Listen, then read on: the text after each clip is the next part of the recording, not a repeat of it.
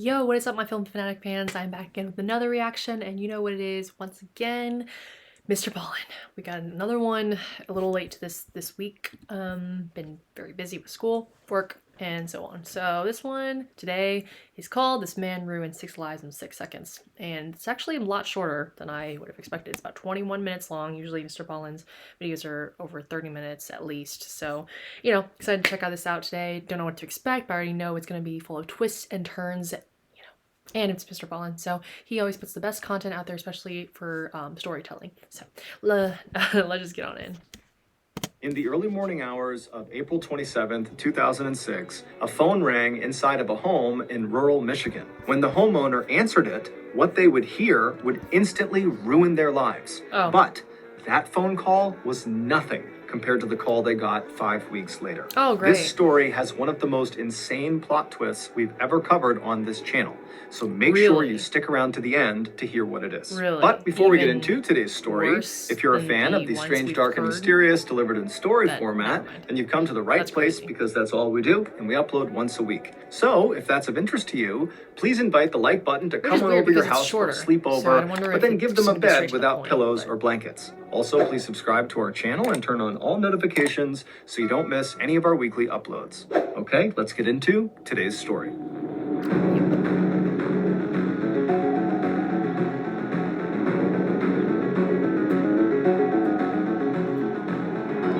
Bright light. On Wednesday, April 26th, 2006, a bright, beautiful, outgoing 18-year-old named Whitney Sarek began making her way across her campus towards her lecture hall where she had a class that morning.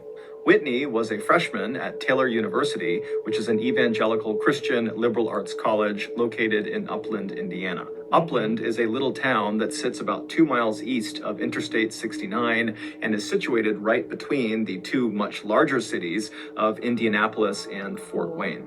As Whitney made her way along the pathway across campus and she passed by other throngs of students hustling to their own classes, she suddenly had a pang of anxiety as she realized the end of the school year was fast approaching. And while Whitney was definitely excited to head back home to rural Gaylord, Michigan, where she was from, to spend her summer vacation, she was also kind of bummed because she would have to say bye to all of her new friends in college that she wouldn't see again until after summer break in the fall when the next school year started. Whitney had made a ton of friends over the course of her freshman year, and by and large, they were other freshmen like herself. But she did have a few friends that were upperclassmen, because early in Whitney's collegiate career, she had discovered that upperclassmen were just as friendly as freshmen, and they came with the bonus of lots of experience and expertise. And if you just asked them for guidance or advice, they'd be happy to give it to you. And so over the course of the school year, anytime Whitney had an opportunity to interact with or be around upperclassmen, she would take it, thinking, maybe I can learn something.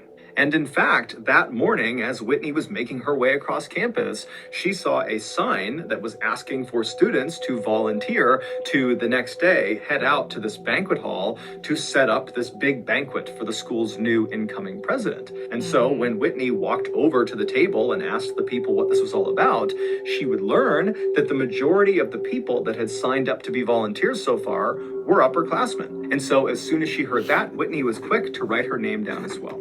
The rest of the day would go completely as normal for Whitney. She would go to her classes, she would study, she would meet up with friends, and then eventually in the evening, she would make her way back to her dorm room where she would go to sleep. Little did she know, when she put her head down on the pillow that night, she was within 24 hours of her life changing in the most drastic way imaginable. Oh, the following morning, Whitney got up early, she took a shower, she brushed her teeth, and then she spent quite a while just staring at her wardrobe, debating which outfit she was going to wear, and then finally she chose the one she wanted and she got dressed. Whitney was not vain, but she knew the whole day would be spent around upperclassmen and university staff, and so she wanted to look her best. On her way towards her door to leave, Whitney would stop and look in her mirror one last time to make sure she looked okay, and in this fleeting moment, as she's looking herself up and down, she couldn't help but feel a justifiable sense of pride in this woman looking back at her. She had gotten into a great college, she had moved hundreds of miles from home and lived alone by herself for the first time, and her grades all year had been excellent. And so as Whitney's looking at herself, she thought to herself, you know what? I'm doing pretty good. Yeah. Whitney's gaze would move from her reflection up to the clock on the wall, and she would see she was running late. And so she quickly grabbed her jacket, she threw it over her shoulder, and she went out the door. When Whitney arrived at the meeting spot in the parking lot nearby, she saw there was a group of what looked like students standing around a university van. And so Whitney walked up to them, and sure enough, this was the group of volunteers. It consisted of 7 other Taylor students, most of which were seniors, and 1 university staff member. And so Whitney didn't know any of them, and so she quickly introduced herself, everyone said hi, and then because Whitney was the last person they were waiting on, very quickly after she arrived, they were kind of ushered into the van, and then the van pulled out of the parking lot and began heading north towards Fort Wayne. Fort Wayne was where the banquet hall was. It was located about an hour north. At some point during this drive north, Whitney struck up a conversation with a 22-year-old senior named Laura Van Ryn, who was sitting right next to her. Whitney and Laura were total strangers, but they looked so similar physically. They were both tall, blonde, and very slim, that when they first got onto the van, one of the other volunteers actually asked them if they were related. But it wasn't just physical similarities that Laura and Whitney shared. Once they got to talking, Whitney would learn that Laura had also grown up in a small rural Michigan town. It was called Caledonia, and it was located only a couple of hours south of Gaylord, where Whitney had grown up. After the van finally arrived in Fort Wayne, the volunteers got out, they went inside of the banquet hall building, and for the next several hours, they set up tables and chairs, they put out silverware, they hung up decorations, and the whole time, Laura and Whitney just stayed close together, continuing their friendly banter. And then around 7 p.m., when the banquet hall was ready for the next day's ceremony, the volunteers decided their work was done, and so they left the banquet hall building, they piled back into the van, and began heading south back towards their campus. For the first few minutes of the ride, Laura and Whitney would just continue to chat with each other, but pretty quickly they, like the rest of the people in the volunteer group, just were tired from all the hard work of moving things around, and so they became quiet and began looking out the window, just kind of keeping to themselves. About 30 minutes later, when I've been getting paid $1,000 a month, if not more, just from this app on my phone. Yes, cool. When the van was within a couple of miles of their campus, Whitney would turn and look next to her at Laura just for a second. And right as she did, Laura would actually look up and look at Whitney. And so for a really quick second, they made eye contact. And so Whitney kind of awkwardly smiled at her. And as Laura was smiling back at Whitney, Whitney realized something very strange. There was this bright light on the side of Laura's face. And then seconds later, that bright light had grown and the entire interior of the van was completely whited out. And then a second later, someone towards the front of the van yelled, "Oh my God, no!" And then the van went completely silent. Really? Really? Today's video Oh, is great. sponsored by NordVPN. You ever run Yes, thank home? you, MrBallen. I love your... Not only will they will I've automatically heard your block sponsor those before. VPN today. And right now, the best deal available for NordVPN when you go to the link in the description. Okay, back to the story.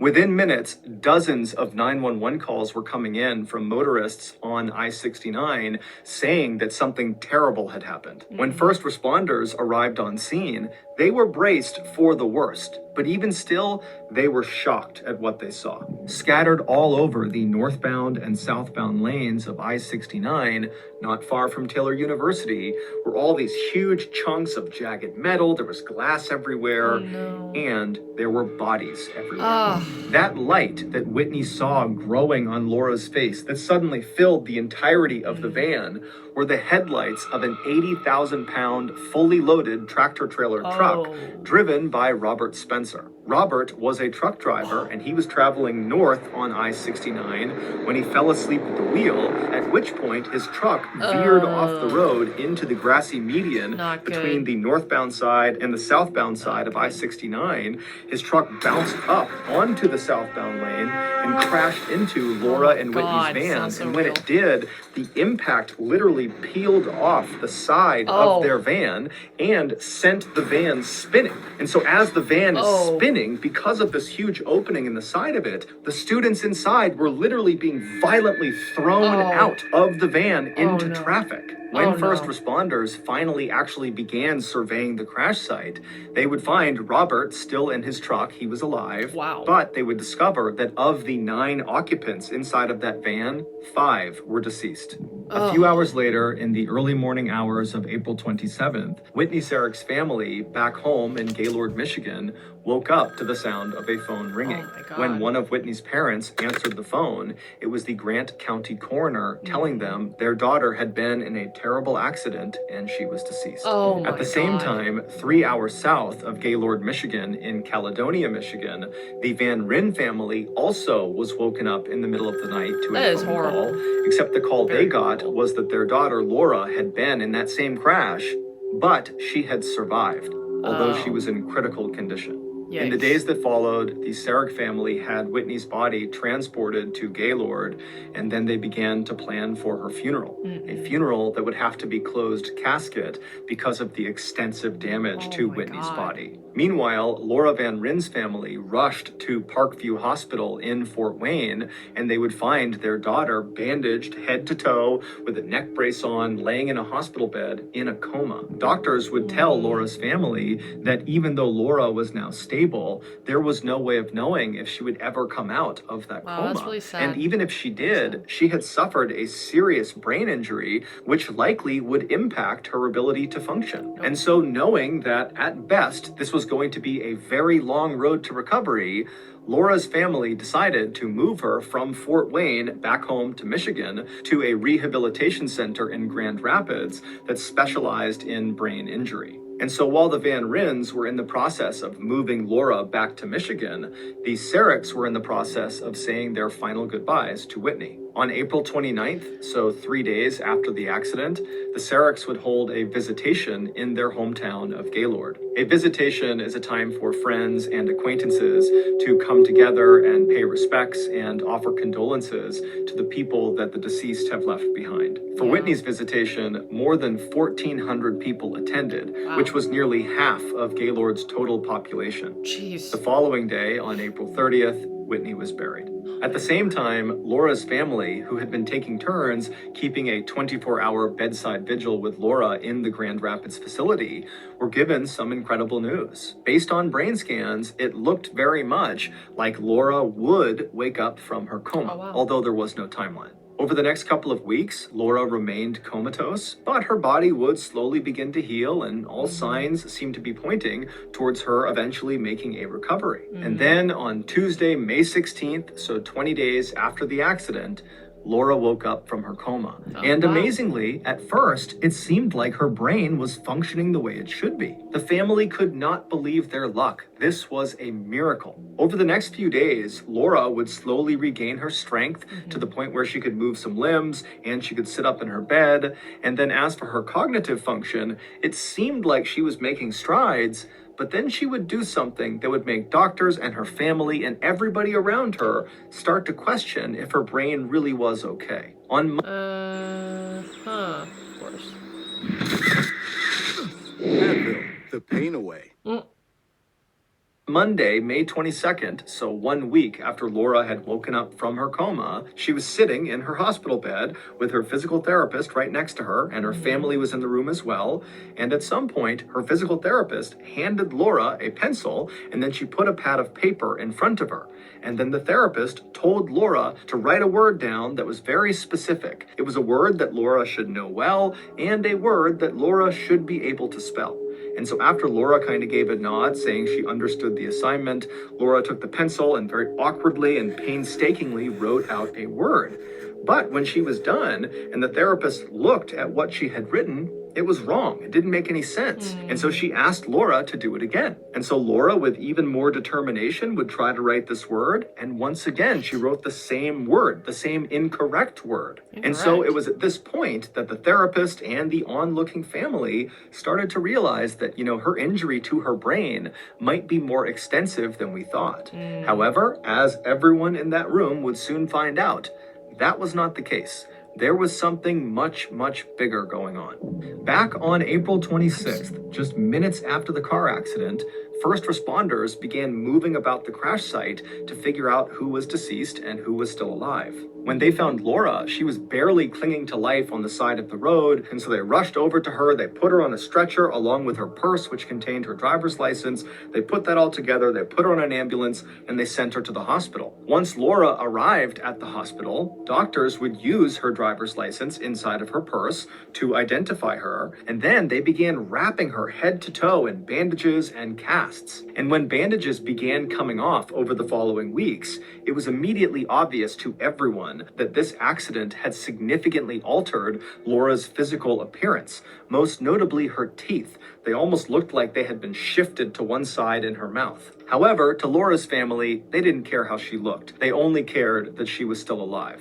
But on Monday, May 22nd, when Laura was handed that piece of paper and a pencil, and she was told to write her name, she did not write Laura, Laura. She wrote Whitney.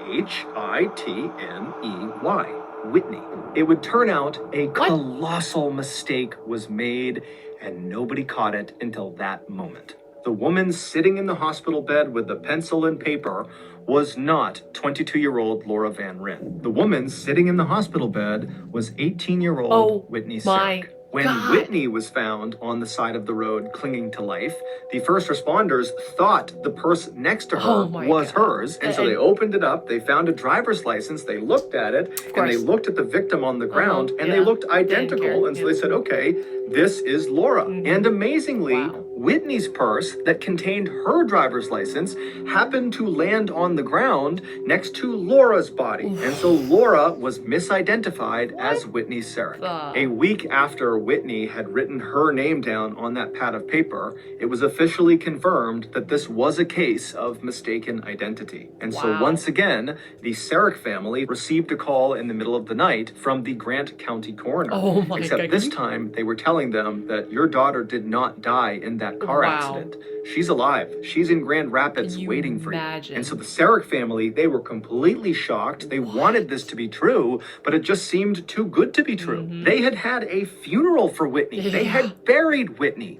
Except because it was closed casket, they never saw Whitney. And so the Sareks hopped on a plane, they flew to Grand Rapids, and they walked into that hospital room, and there on the hospital bed was their daughter Whitney with her arms outstretched, crying, calling for her parents. While this, of course, was a miracle for the Sareks, it was at the same time a complete nightmare for the Van Ryns. They had had their suspicions that something was off about their daughter, most notably her teeth, because they just didn't look like their daughter's teeth.